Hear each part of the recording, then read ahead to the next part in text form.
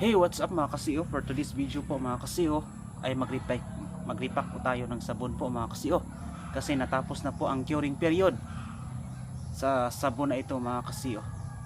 Kaya tara, samahan nyo ako po mga kasiyo. So ang unahin po natin mga kasiyo, so ito po ang ating unahin po mga kasiyo.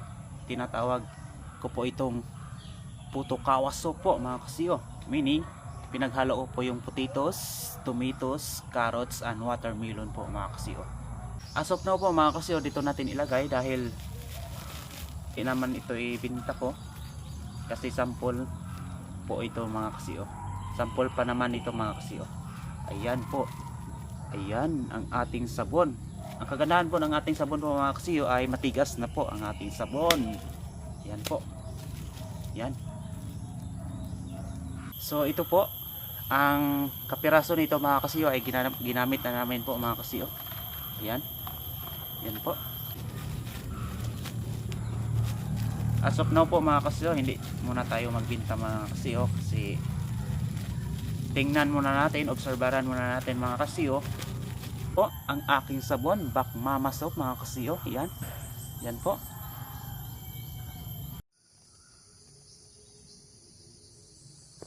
Mama soap meaning yung Bak Mama po, yung bayabas, asunting, charcoal, mantikakaw, and malunggay po.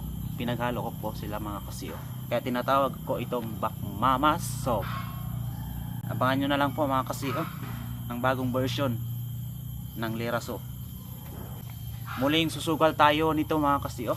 Siguro by next year susugal tayo ulit nito mga kasiyo. Ganyan talaga ang business po mga kasiyo. Dapat susugal ka talaga po mga kasiyo. Yan.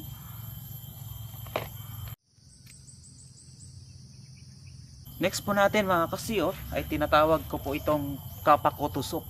So parang Japanese po ang pangalan ng ating sabon po mga kasiyo. Bagong version po ng Lira Soap. So Kapakoto Soap meaning pinaghalo ko po yung carrots, papaya, cucumber, and turmeric po mga kasiyo. Kaya abang-abang na lang po sa ating sabon. So ito po ang itsura ng ating Kapakoto Soap mga kasiyo. So ito po mga kasiyo ay walang koloran po.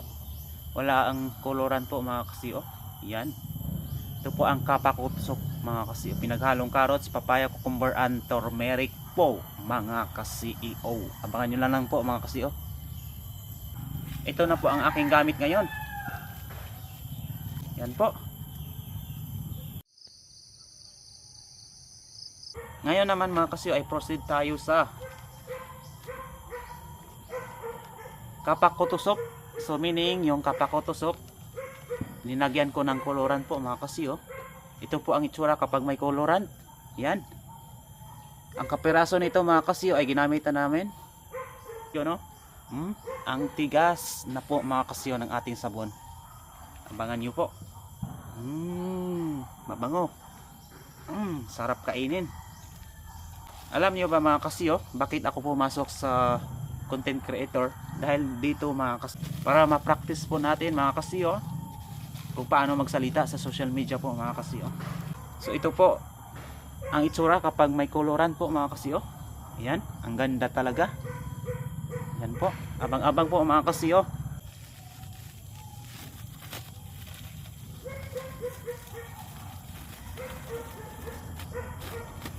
So ang aking sabon pala mga kasiyo, yung Lira Soap, hindi ko masabi na yung magbigay ng 100% na puputi kayo mga kasiyo. Target natin yung natural na sabon. So kayo na lang ang magsabi po kung makaputi pa ito mga kasiyo. Kasi gusto ko pong galing sa customer po yung mga feedback po mga kasiyo. Ayan po. Marami pong naghihintay nito mga kasiyo. So ito naman po mga kasiyo ay puto kawaso. So pinaghalo ko pong potatoes, tomatoes, carrots, and watermelon po mga kasiyo. Muli tayong susugal nito mga kasiyo. Yan.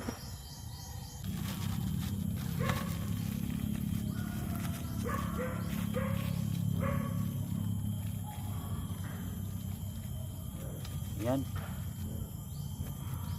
po sa muling sugal natin nito mga kasiyo, makita natin yung success po natin mga kasiyo. Yan. Sa totoo po mga kasiyo ay marami po akong ginawa. Yung iba-iba ang formula po mga kasiyo.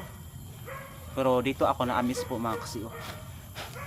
Ang tigas na po mga kasiyo, tapos maganda na rin gamitin po mga kasiyo.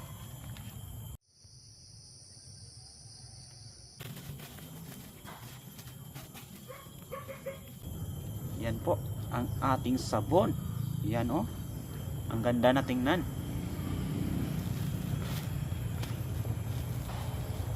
Marami tayong pinagdaanan dito mga kasiyo.